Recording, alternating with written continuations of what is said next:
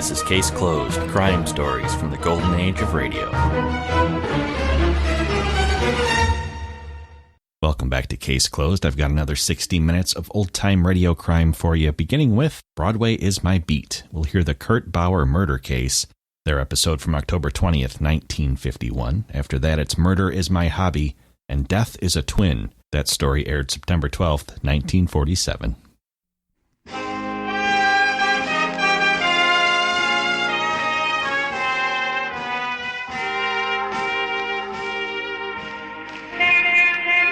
Broadway's My Beat, from Times Square to Columbus Circle, the gaudiest, the most violent, the lonesomest mile in the world. Broadway Is My Beat, with Larry Thor as Detective Danny Clover.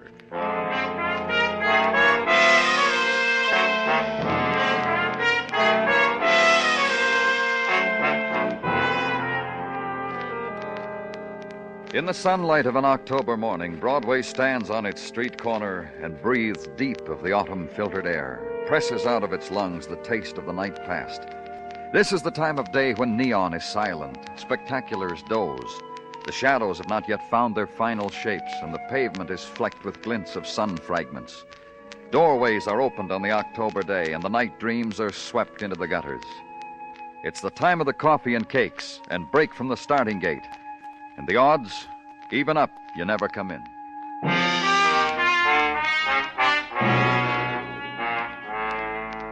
And where I was, the sunlight filtered through Italian damask, swiftly caressed Grecian fragments. A torso in black marble, a head in stone, pocked with antiquity. A glass case with golden coins hermetically sealed against corrosion and desire. And impervious to it all, the man who leaned fastidiously against a Grecian column, then lifted his glass of champagne, silently toasted the bust of Plato, then let the realization flow over him that a policeman was there among his treasures. You respond well, you people, and quickly. Bravo. At headquarters, they said your call sounded urgent. Did they say that? How perceptive of you people.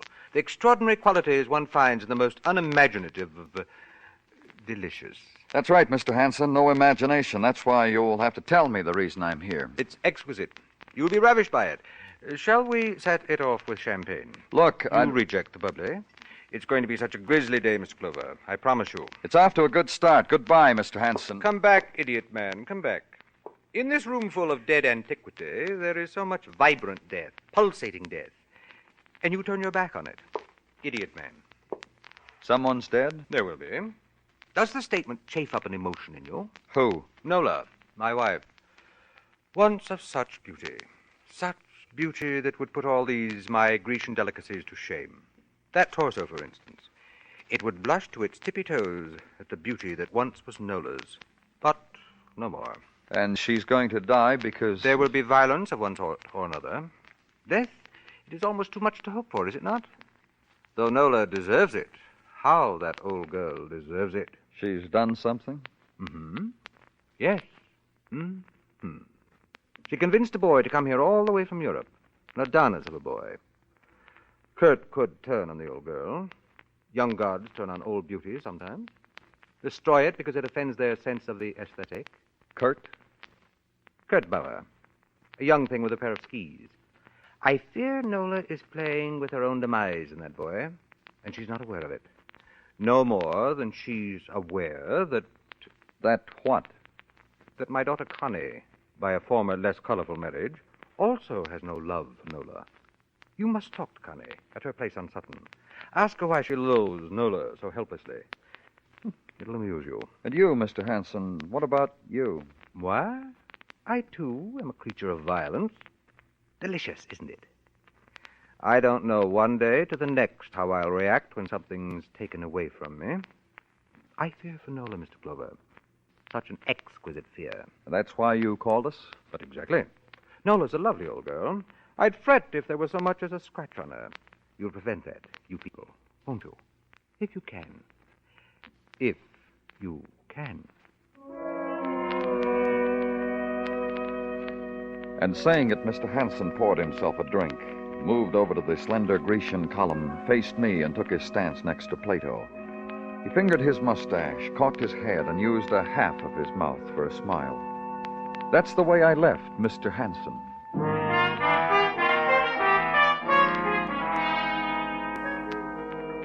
Then call his daughter. Be told that Miss Hanson was not at home momentarily. Momentarily, she had an appointment elsewhere at Rockefeller Plaza, the ice skating rink. So go there.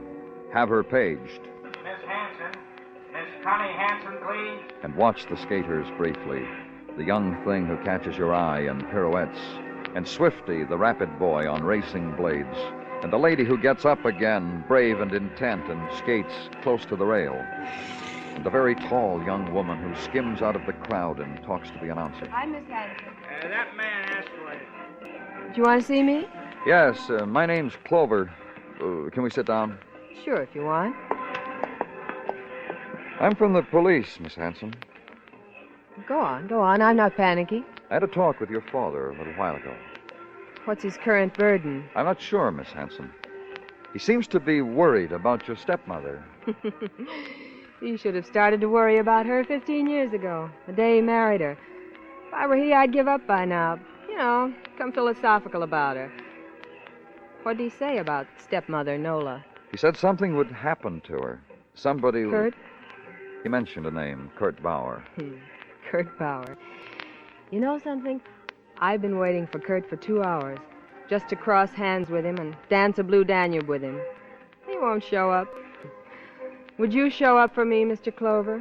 For a girl who's 6 feet tall? I want to... My complexion's not so bad, but look at this hair. Ever see hair like this on a girl? I chuckle to myself when I put lipstick on my face. Tell me about Kurt Bauer. And see me gush? Don't make me do that, Mr. Clover. I'd titter and poke you with an elbow. Well, just tell me who he is. Young man.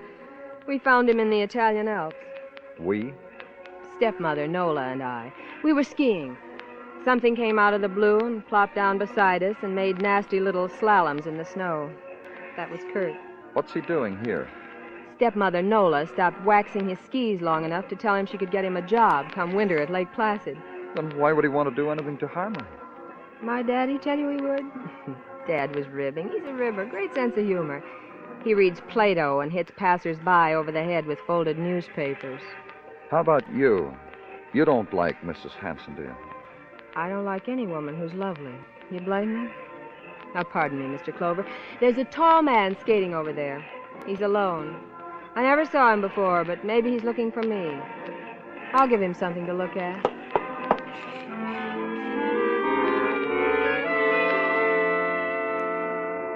And watch the girl skate away with a surprising grace, glide to the center of the rink, and begin an endless whirling, a whirling whose fuel was disappointment and frustration, the frenetic spinning, turning, cutting of numerals into ice, the magic symbols to draw beauty to her. And it doesn't happen until the awkward crash against the spectator's railing, the clumsy fall that sparked only a laugh, and no one helps her to her feet.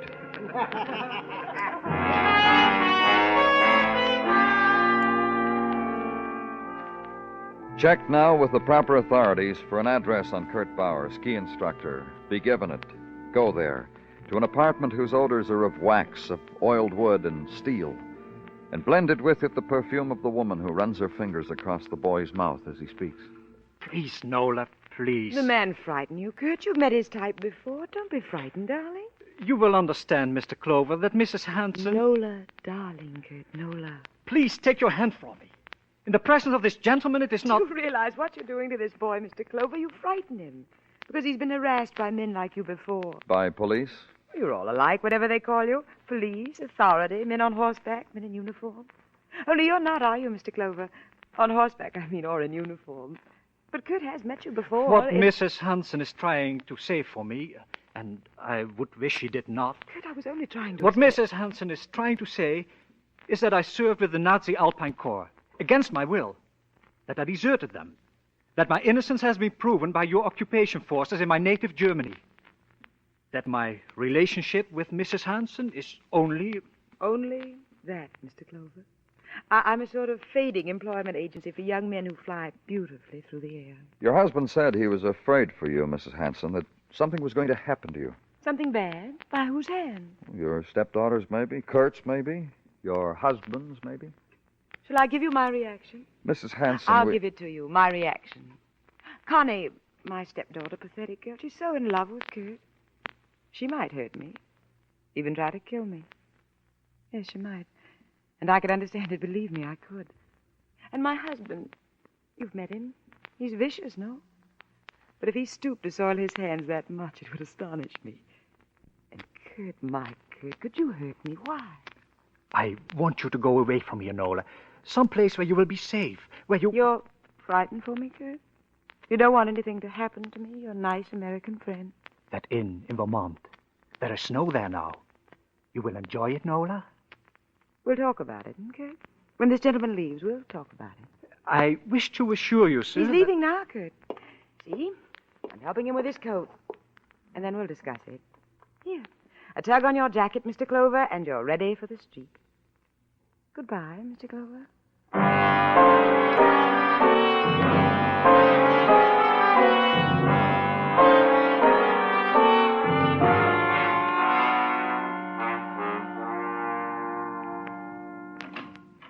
Danny? Come on in, Muggerman. What's on your mind? Nothing. Just going home, Danny. How about you? Yeah, a few minutes. You bowling tonight? Yeah, I guess so. Well, don't do me any favors. You don't feel like bowling? Say you don't feel like bowling. Yeah, What's the matter with you? I'm bewildered, Muggerman. You ever get bewildered? That's why I bowl so much. It takes my mind off the many times I'm bewildered. I can't figure those people. Each one of them. Dale Hansen, his wife, his daughter, that Kurt Bauer. What about him? I don't know. If I said they were strange, would you know what I meant? Uh-uh. Me either. There's something shrill about all of them, like they were waiting for something to happen, like each was waiting for the other to make a move. One of them was... Danny Clover speaking. Dale Hansen, Mr. Clover. Yes, what is it, Mr. Hansen? Have you been inside Kurt's apartment recently? About 3 hours ago. Why? I suggest a revisit. I strongly suggest it, Mr. Clover. Goodbye. Who was it, Danny? I'll tell you on the way. Come on.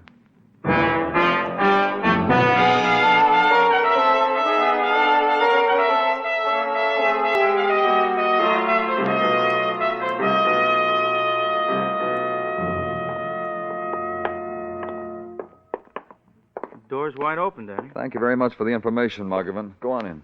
Right, all right. What's supposed to be here in Kurt's apartment? I don't know. Look in that room. Yeah.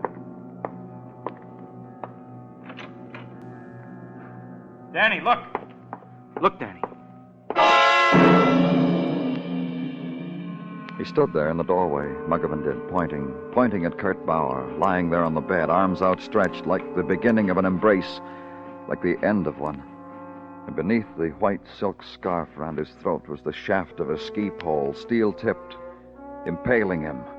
It was the thing that killed him, the thing that had murdered Kurt Bauer.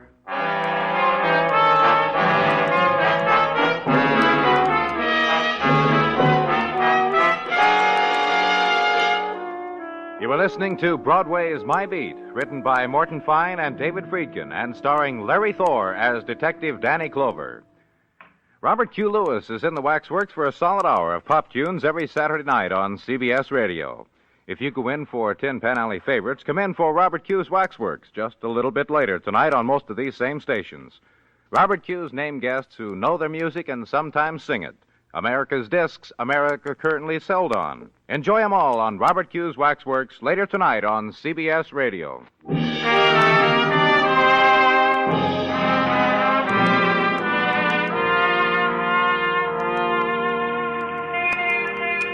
It's the time that was saved up for Saturday night on Broadway, the time when the great explosion flings itself out over the city, and the lights climb in columns against the wall of night like licking serpents. Crowd gathers to give it voice, the hawkers, the gawkers, the hurry-up boys, the take-it-easy girls, the laughers, the weepers, the footsteps, the sigh of silk, the whispers. And inside, a thin sheet of glass away, the cocktails on the varnished bar, and the piano, and the secret sounds from a corner table. This is it, kid. Broadway, in the blaze of the moon, Saturday night time.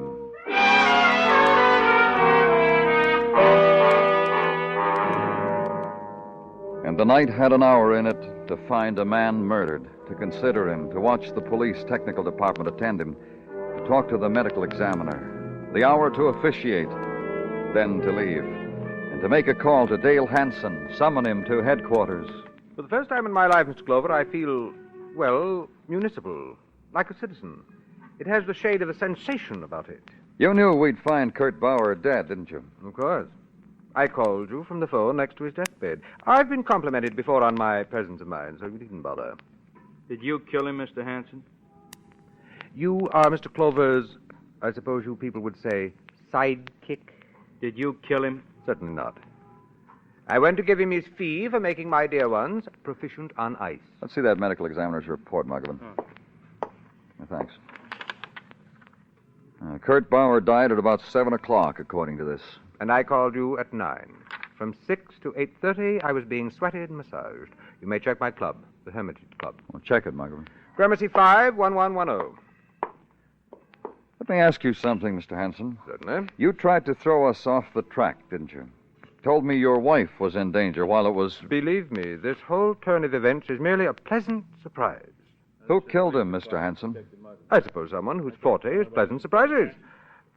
I caused you to frown. Forgive. Did you know your daughter was in love with him? She'll grieve. And your wife? My wife is a foolish woman, and harmless. Her attempts to recapture a lost youth is saddening, but I bear with it. I just spoke to a master named Bill, Danny. Yeah? Yeah, he baked him and massaged him from 6 to 8. Give him a half hour to get dressed. You're in the clear, Mr. Hanson. You can get out of here.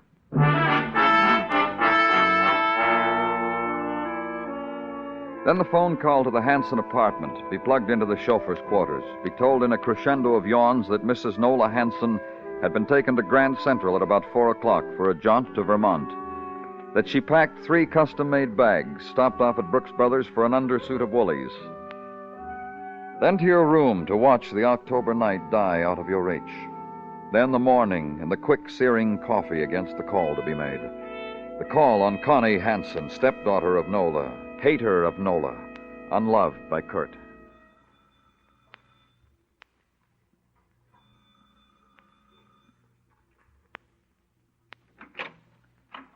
Miss Hanson, please.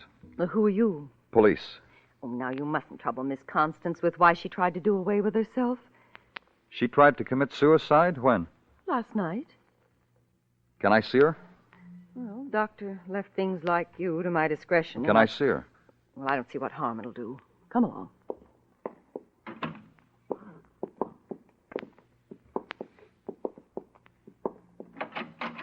Miss Constance? It didn't make me any more attractive, did it? I thought maybe... Why, Miss Hanson? Why? Kurt's dead, haven't you heard? I ever tell you about Kurt? Beautiful Kurt, handsome Kurt. You're not a woman, so you don't know what it was when he touched you, even by mistake. He never drew his hand away from you the minute he did. I could gush like this forever. You could have killed him, tried suicide knowing it wouldn't work to make us think... You're a ray of sunshine, Mr. Clover. You really are. A big help. You're thinking I could kill Kurt. That makes me something, doesn't it? Really something. A girl a man could want. A man could want a girl like that. I'm sorry, Miss Hanson. You better leave, don't you think?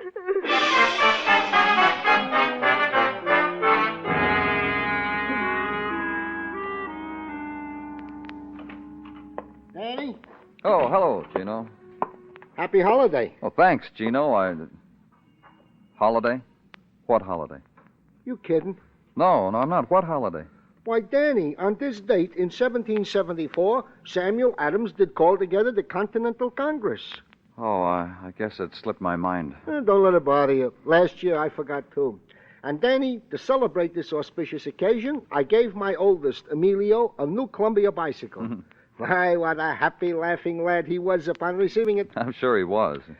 Well, Danny, let us not twaddle. To work. If you insist. As indeed I do. However, the news I have to give you is pause. It's what? Pause. Not much of it. I put in a phone call to Vermont and the inn where Mrs. Hanson is staying. She was out walking the hills, so I left a message to get down here post-haste. What else do you know? Well, I already told you, Danny, that the news was... Oh, hello, Muggerman. Hi, Gino. Danny, Yeah? I've been over the immigration department most of the morning checking on Kurt Bauer. What'd you find out? Oh, not much we don't know already. He was in the German army, deserted. You know what Kurt told you. Just one thing, though. Yeah? Bauer came over here with his mother. Set her up in a little house out in Flushing. Here's the address. Oh. Thanks, Muggerman.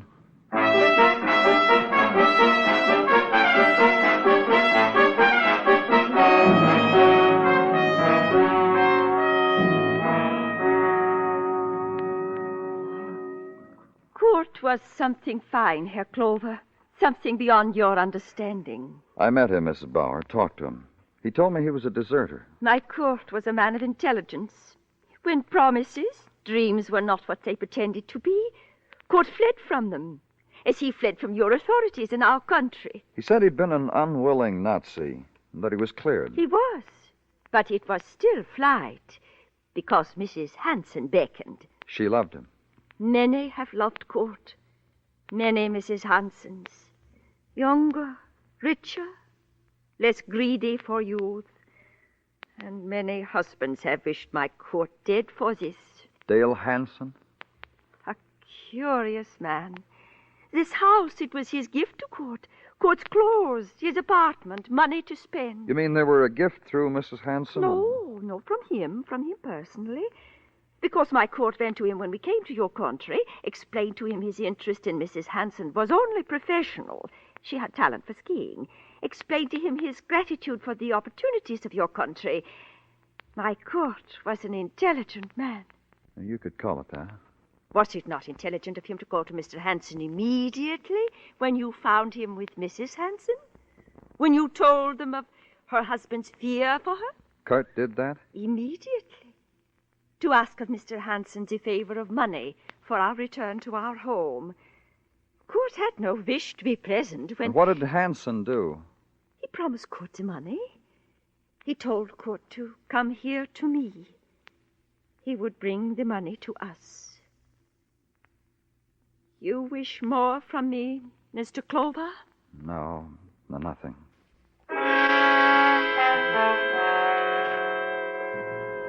And leave there, get back to Manhattan and back to headquarters.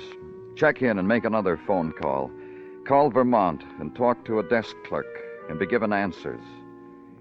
Then to a Park Avenue apartment where you'd been once before. Mr. Clover, come in. And watch Mr. Hansen as he took up his post again, next to Plato.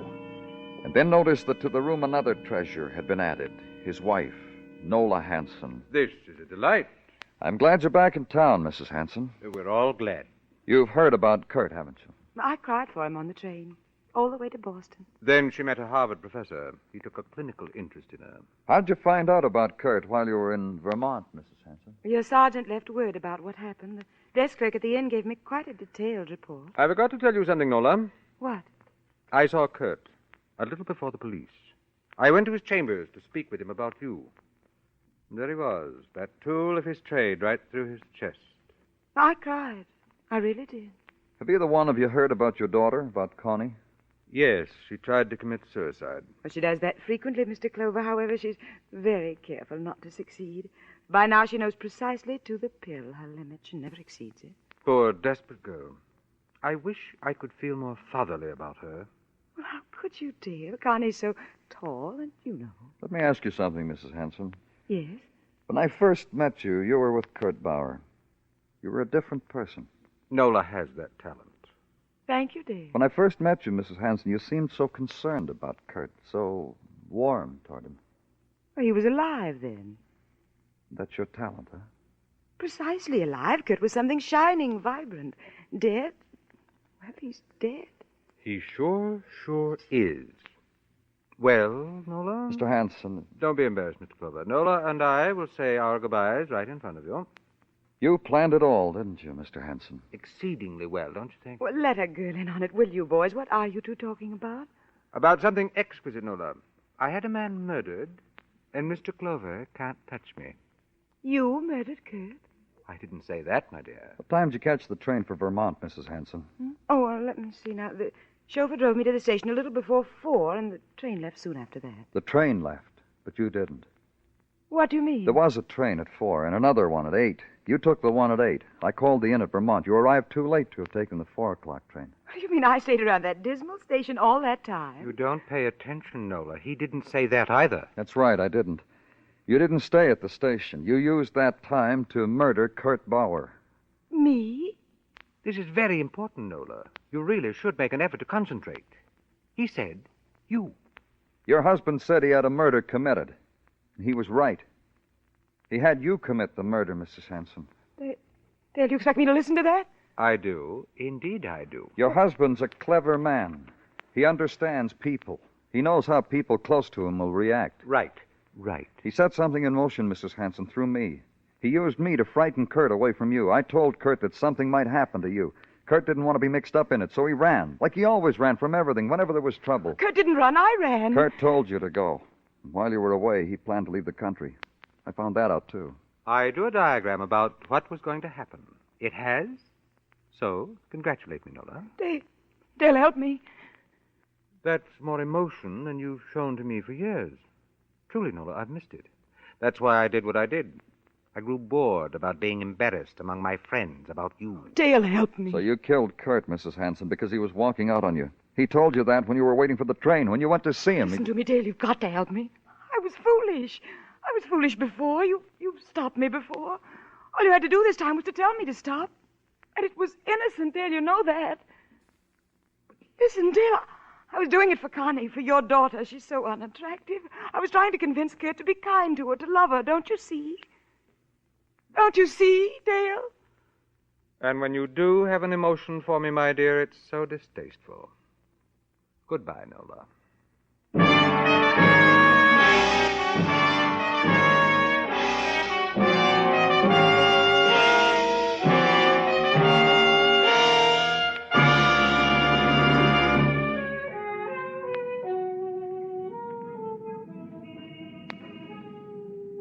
Nighttime blares down Broadway. The canyon streets gather it in like some passion. And the night is a backdrop for a million fragments, neon and roar and melting shapes and shock and clots of crowd. It's a fury that sweeps you up and holds you close and throws you into the gutter of your choice. It's Broadway, the gaudiest, the most violent, the lonesomest mile in the world. Broadway, my beat.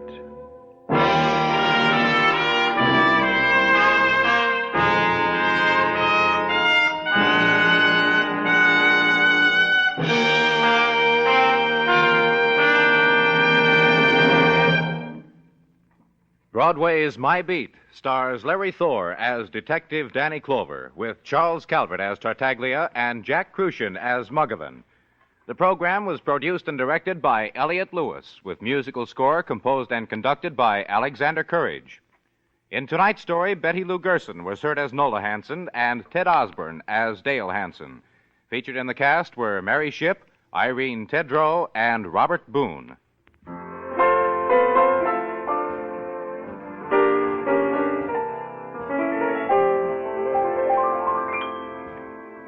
When Squire Jack Benny invites the whole gang to a swank Hollywood nightclub, the natural question arises in everybody's mind: who's picking up the check? They'll find out, and so will you, tomorrow night when CBS Radio brings you Jack Benny Time. Bill Anders speaking. And remember, the Frankie Lane Show is your date with slick syncopation every Sunday afternoon on the CBS Radio Network.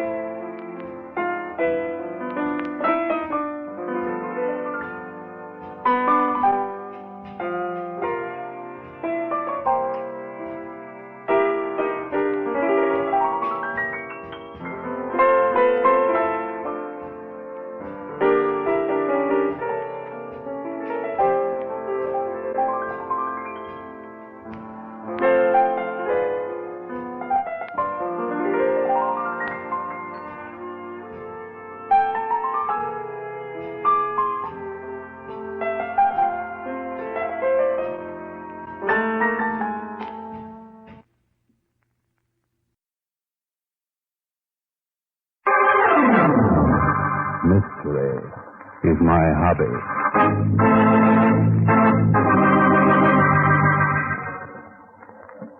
Ladies and gentlemen, Barton Drake speaking.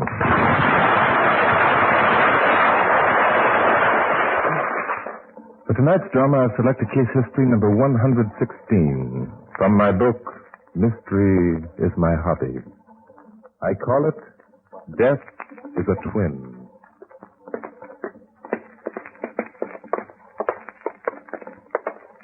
This is the place, Riley. You wait out here. I'm going in. Okay, Chief. I better try again. Come in. Come in. The door's unlocked. I'll call you if I need you, Riley. In here, in the living room. Be right there. You're the police? I phoned for the police. Inspector Noah Danton. You're Susan Waterstone? Yes. Yes, Okay. Inspector. Okay, Miss Susan. What's this all about? It's my sister, Claire. Something's happened to her. I know it. Oh? What? She went into the library about 10 o'clock this morning with George Dale, our attorney. Told me if I needed anything to call out. I'm a cripple, you see. Yes, I see the wheelchair. A spine injury. I'm unable to walk a step. Claire does everything for me. If anything's happened to her, what would become of me? No. Just calm yourself. Maybe nothing's happened to her. But it has. I've been calling for her for the past half hour. She won't answer. Why didn't you wheel yourself into the library and see what was the matter? But I did wheel myself to the door. The door is locked. From the inside? I'm afraid so. I can't see through the keyhole. Well, guess I better take a look. Oh, we'll be along, will you please? I want to see which... Yeah, sure. Which one? This door right here. Locked all right. Yep, keys in the lock on the inside. It's Wonderstone. Anything the matter? Oh, something's happened. I know it. Well, guess I'll have to break in the door. Oh, no, please don't. That's such a beautiful old door. If you had to break anything, why not a window? Okay, it doesn't make much difference. I'll get Riley to do it. Hey, Riley, try and get in one of the library windows. They're all locked. Break one. Okay, Chief. Riley will be in the jiffy. Oh, what'll I do? Poor Claire. Oh, maybe she just had a fainting spell. Guess the windows must have been locked. Holy cow.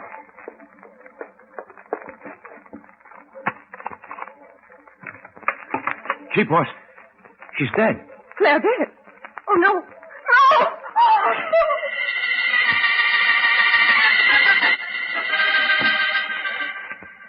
Mike Fat, Barton Drake's Chinese houseboy, carefully twirled the bottle of rare old vintage in the ice bucket and carefully adjusted a spotless napkin around the top. Carefully, he set just the right glass on each stand beside the two easy chairs, and then, just as carefully, placed a carpet tack point upwards in the chair where the good Inspector Danton would soon be planting his very ample frame. Mike Fat loved the good inspector, but he also loved his little joke better. Mike, you up for something? Oh, no. Just putting out very cooling refreshment. Well, all right, but you sound rather suspicious. Hope you have dinner ready. Inspector's always hungry, you know. Oh, yes, Mr. Drake. Dinner ready? Good. Yeah. Oh, Inspector here now, I think. I go. I'll be out in a minute. Well, evening, Mike. Thousand welcome, Mr. Inspector, to the abode of Mr. Drake, also of humble Mike Fat. Please to enter. Oh, thanks. Where's Bart? Dinner ready? Mr. Drake enjoying pleasure of admiring new hand-painted necktie in the mirror. Uh-huh. Please sit down. Yeah, sure. Oh, no. This the chair, please. Huh? What's the matter with this one? Oh, that Mr. Drake's chair, please. Oh, I think I'll stand for a while. I'm tired of sitting. Oh, no. Better sit. Old Chinese proverbs say, quote, man who sits in friend's house is friend of long standing, unquote. All right, Oh, something the matter? Inspector, was that you yelling? I sat on something. Oh, yes, in one moment. Oh, only carpet tack. Mike, did What you... is thing? Carpet tack should be in carpet. Excuse me, please. I get emergency blinding. That conniving, scheming, celestial heathen. I had to take him and... Now, Inspector, mustn't accuse without proper evidence, you know. Evidence? The carpet tack. I'll bet you Mike didn't leave a single clue. Well, Sit down, Inspector. I'll have Mike pour you a drink. I'll take mine standing up, thank you. Have it your own way. Oh, here, lead crossy bandage. Yeah, well, you can take it right back where you got it. Pour the Inspector a drink, will you, Mike? Not on your life. I'll pour my own. All the Chinese proverbs say, he who drink from white bottle, get red nose. Well, you get that... Get out of here. Oh, yeah, all right. You can sit down safely now, Inspector, I'm sure. Well, okay. Pour yourself some wine. Okay. Pour mine, too. I'll trust you. Well, Inspector, have a hard day? No, nothing interesting. Few robberies, hit-and-run driver, wife beat up her husband, and, suicide. Oh, well, suicides are always interesting. Always some very tragic reason that makes a man take the matter of his life into his own hands. Nothing odd about this one. Just plain open and shut case. Yeah, who was it? Gal by the name of Claire Waterstone. How did you do it? Poison. Glass of milk. Look, Bart, how about dinner? Fingerprint?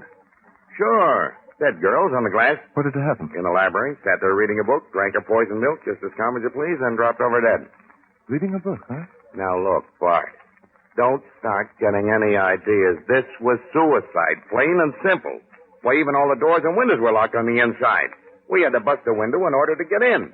And the only other person in the house was her crippled sister who couldn't walk 2 steps if the house was on fire. Now, come on, let's eat. Reading a book. What book was it, Inspector? If any satisfaction to you, it was one of yours. Huh? The first edition of Mystery Is My Hobby. What do you know? Now, will you tell that Chinese boy to start serving the food? Food will have to wait, Inspector. Huh? If that girl was reading my book when she died, I feel duty-bound to look into this case. But it was suicide. I solved the case myself. Yeah, so it would seem. But anyway, get your hat and coat.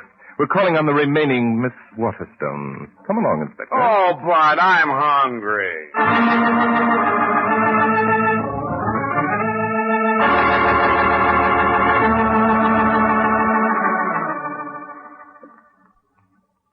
And now, back to Glenn Langan for the second act of...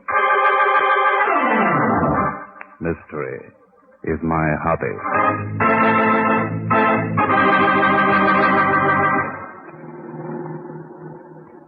Waterstone. You know, that name strikes a familiar note somewhere, Inspector. Sure, you remember old man Waterstone who made a killing during the First World War? All kinds of publicity. War, profiteer, and all that stuff. Oh, yes. Yeah, the newspapers made it so unpleasant for him that he retired and has been living on his millions ever since. Then he's still alive? Nah, he kicked off about 5 years ago. What about his money? Left in trust equally to his 2 daughters, Susan, the crippled girl, and this Claire, the one who committed suicide. The mother died when the twins were born. Twins? Sure, Susan and Claire. They were twins. Oh, I see. We'll pull in here. This is the place. It seems there's another visitor. Huh?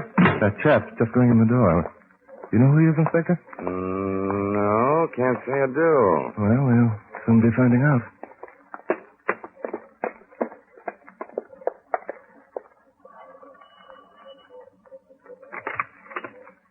Miss Waterstone isn't at home, gentlemen. Just a minute, you. We're the police. Police? Oh, well, that's different. Come right in. Thanks. I thought this matter had all been settled. It has. Well, then what? This is just a final checkup, Mr. I'm George Gale, Miss Waterstone's attorney. How do you do? I'm Barton Drake. This is Inspector Noah Danton.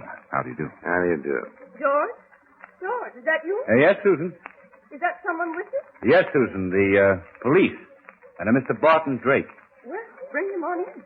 Follow me, gentlemen, please. Miss Susan is confined to a wheelchair, you know, Mr. Drake. Yes, I've been told. I didn't expect you back, Inspector. I thought this matter was all settled when they took my poor sister's body away. It is settled. It's just that Bart Miss Waterstone, I'm Barton Drake. I knew of your father. Oh?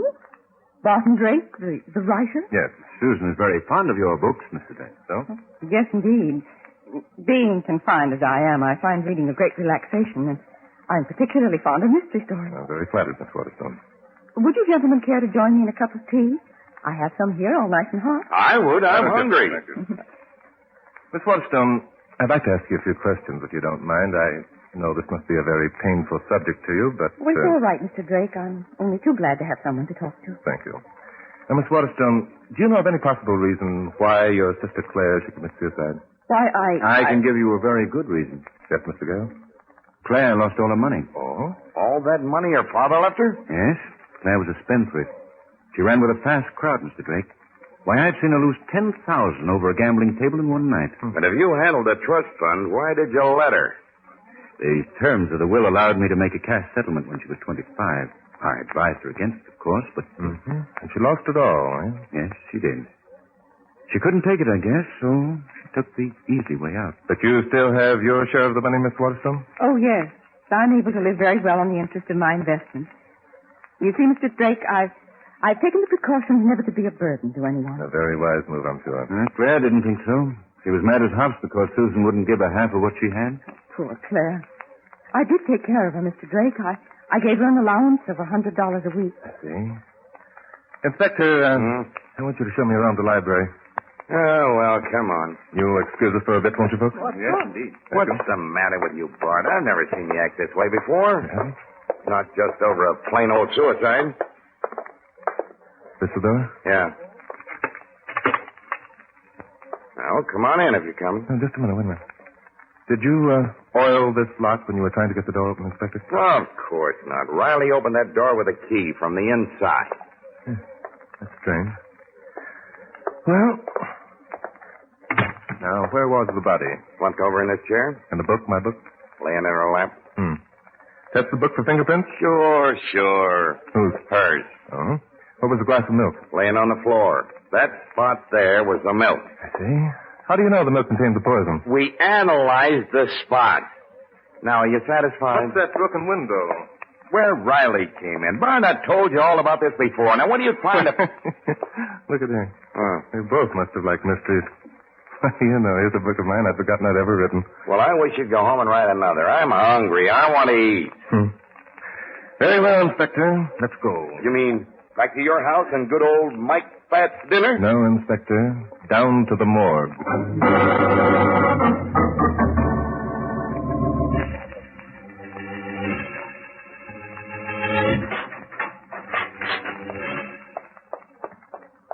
Good evening, Charlie. Oh, good evening, Mr. Drake. You come down to take a look at my customers. We came down to look at a stiff. Yes, of course. Come right in, gentlemen. How are you this evening, Inspector? I'm starving to death. Good. I had a cadaver that came in this morning starved to death, rather thin. Now, what can I show you? I've got all types. Look, we aren't down here to pick out Miss Corpse of 1947. Oh. We'd like to look at Miss Claire Waterstone, Charlie. Claire Waterstone? Yes. Oh, yes. I'll see if she's in. Thank you. Yes, here she is. Someone to see you, my dear. Beautiful girl. Of course, Charlie, of course. You're sure this is the right one? Yes, indeed. I have her case history right here. Got it tied to her big toe. Claire Waterstone, poison, suicide. Yes, she's the right one, all right. Well, what are you waiting for, Charlie? Just looking at her face. Awful sad. Well, there you are. By Judge, Inspector, what a remarkable resemblance. Why not? They were identical twins. Yes, this must account for it. Well, that's enough. I've seen all I care to. My pleasure. Come on, Inspector, let's go. You mean at last we're going to eat? Well, maybe. If Miss Susan will make you a cup of tea.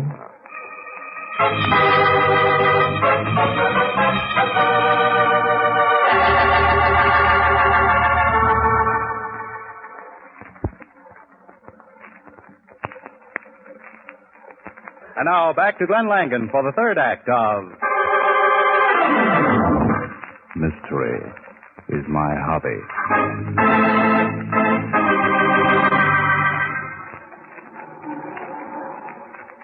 Well, I hope at last you're satisfied, Bart. Yes, Inspector. I'm satisfied.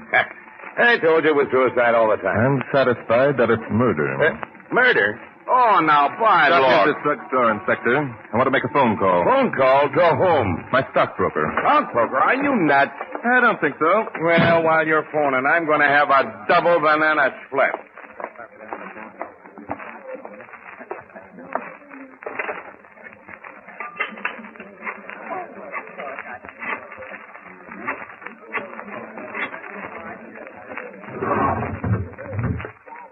Hello, Al? Barton Drake. Listen, Al. You know a chap by the name of George Gale? Yes, that's the one, a lawyer. Yeah, down at the stock exchange, that's right. Okay. Quite a heavy loser, huh? Thanks, Al. That's just what I wanted to know. Yeah, sure. Meet me for lunch tomorrow. All right, bye. And vanilla. And plenty of nuts, Bart. Are you through already? Yes, Inspector, come along. We've got work to do. But I just ordered it. No, what's the use? I'm coming. Suicide, morgue, murder, stockbroker. I give up. You want to solve this case, don't you, Inspector? I've already solved it. All I want to do is eat. Back to the Waterstones, Inspector. Oh. Now, look, Bart, I don't mind going along with a gag, but this time you're going just a little bit too far. You think so, Inspector? You're darn right. This is nothing but an ordinary police job, just plain suicide. That's the way it's marked up on the books down at headquarters, and that's the way it's going to stay. Oh, Inspector, I'm afraid you're in for a big surprise. But it couldn't be anything else. It couldn't be murder. Look, be reasonable, will you? Why couldn't it be murder? Because nobody could walk into that library, give Miss Claire a glass of poisoned milk, and then walk out and leave all the windows and doors locked on the inside. That's why.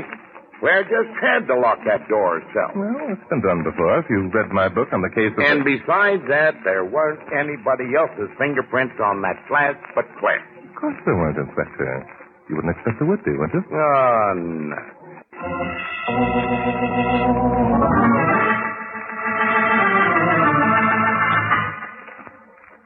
And now, Miss Susan, just one more little thing, and then we'll go, maybe in peace. Of course, Mr. Drake. What is it? Susan, it seems to me they've been poking around quite enough. Oh, never mind, George. I'm sure Mr. Drake knows what he's doing. Thank you, Susan. I'd like to look at your sister's room, if you don't mind. Oh, certainly. Right down the hall. The last door on the left. Thanks. Coming, Inspector? Yeah. If you don't mind, I won't go with you. My wheel's very bad. Of course. I think this is it. Yeah. Kind of dark and gloomy. Yes, isn't it? Now, let's see. What are you looking for? Oh, just things. Not much in here. She wasn't very fancy. No. A little bottle of perfume. Let's look in the closet. Huh? Not much of a wardrobe. Well, you got to remember, Claire lost all her money. Probably sold all her fur coats and stuff. Kind of heavy for dressing gowns and robes. And pretty nice slippers. Probably stuff she had left over from the good old days. Seen enough? Oh, yes, in here. While we're at it, we might as well take a look at Susan's room. Okay, anything to get you out of here so I can eat. Must have shared the bathroom. Yeah. Well, this girl Susan has the best room. She has very nice. Want to look in the closet, Bart? No, you look. What I'm trying to find will more likely be in a dresser drawer. Yeah, she's got plenty of clothes. Evening gowns, 4 dresses, 3 fur coats, and about 50 pairs of shoes. Yes, so I suppose. She has all the money, remember? Isn't that what you said, Inspector? Yeah, I sure did. Inspector, here it is. Here, what is? The key to the whole crime. It's nothing but a knitting needle. Yes, that's right, Inspector. What do you suppose that string is doing tied to the end of it? Is that the way you knit? Is that... I don't know. I suppose she... What is it doing tied there? Just another fatal mistake our murderer made, Inspector. This knitting needle sews up the whole case. Now I'm able to tell you who our murderer is. And who was murdered. But we know who was committed suicide. It was Claire Waterstone. You're sure of it, are you, Inspector? Of course I'm sure. I'm sure. Glad you had to figure it out, Mr. Drake. Hey, Bart, look. Susan Waterstone. She's wanted. Your mistake, Inspector. Not Susan, but Claire. Then where's Miss Susan? We just left We her... just left Miss Susan Waterstone with Charlie down at the morgue. I would like to know just how you figured this all out. Well, stop me if I'm wrong, but here's the way I think it happened. After you lost your money, Miss Claire, you were forced to depend upon your sister, Susan, for your very existence. In order to get the weekly allowance she gave you, you had to wait on her hand and foot. You're right so far. That got to be pretty tiring after a while. You couldn't see why a crippled girl who was unable to go anywhere should have all that money, while you, who were young and healthy, didn't have a dime. So you decided it would be wonderful to change places with your sister and have all that money for yourself. Yeah, but one of them was crippled, Bart. Susan, why did you get out of the chair? Oh, it's no use, George. Mr. Drake knows everything. Oh, that's too bad. You don't think I'm going to let him tell, do you? Barty's got a gun? Yes, indeed. I wouldn't use it, though, Mr. Gale. No, I don't think I will. After all, Claire is the murderer. No, George. You are the murderer. What? Why, This morning, when Susan was in the library, you brought her a glass of poisoned milk. You'd been careful to hold the glass with a napkin in order not to leave any fingerprints. Susan drank the milk, or at least part of it, and the poison worked immediately. But I thought that... Then, George, you took her out of the wheelchair and dumped her body in an easy chair and placed an open book in her lap, a book that she'd been reading at the time. That was another mistake.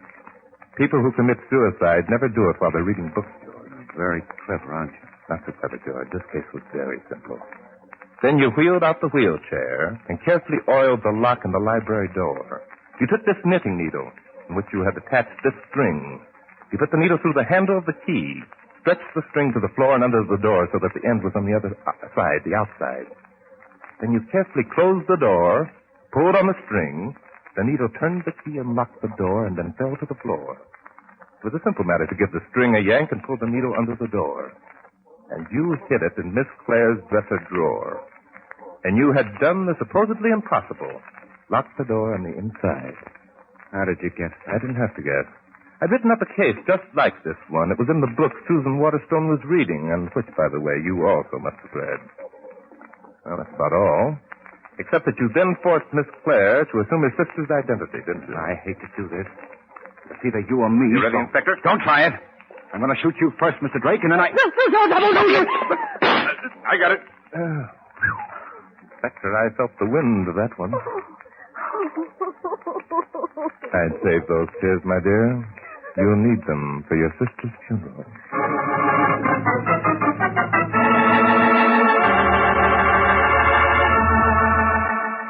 And now, back to Glenn Langan for the conclusion of...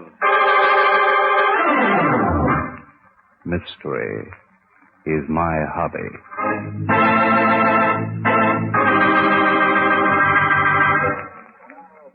Oh, Mr. Inspector, you would like maybe some have a little wine? Okay, Mike. But no more tricks. Oh, no trick. No, sir. Dinner ready pretty soon, Mike? I'm starving. Yes, sir. Few minutes, sir. Good. You know, Bart, I can't get over the way that Claire grabbed that gun. I suppose that she was in with George Gale all the time. Yes, she was, Inspector. However, embezzlement and murder are two different things. Clara wouldn't go for murder. Yeah, but how about Susan's murder? Claire really thought that it was suicide, the same as you did. Yep. George sure had me fooled. I don't know how you ever figured out that Claire wasn't Susan. Oh, no, Inspector, I'm surprised at you. That girl at the morgue, didn't you notice her legs? Sure. She had two, just like everybody else. No, not like everybody else, Inspector. Hers were thin, very thin. Not at all the legs of the girl who used them to walk on. And then, of course, the clues in the bedrooms were unmistakable.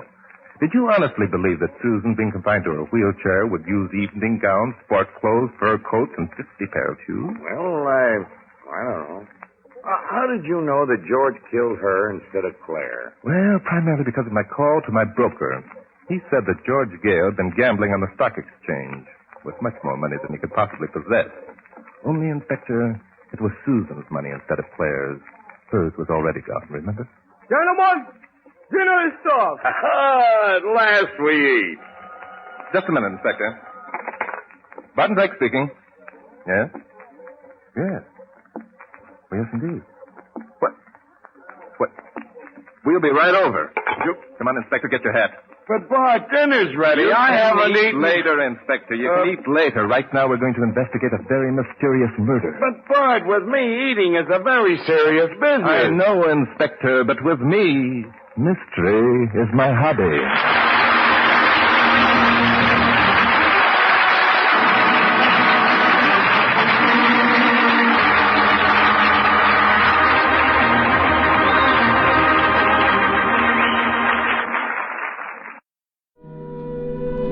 That's Case Closed for this week. You can find more from the stories you heard today, past episodes of this show, and everything else, Relic Radio, at relicradio.com. Thousands of old-time radio episodes available to listen to there. And as always, if you'd like to help support this and all of the shows, visit donate.relicradio.com or click on the link on the website. Your support makes it all possible. Thanks to those who have helped out. Thanks for joining me today. Talk to you again next Wednesday with another episode of Case Closed.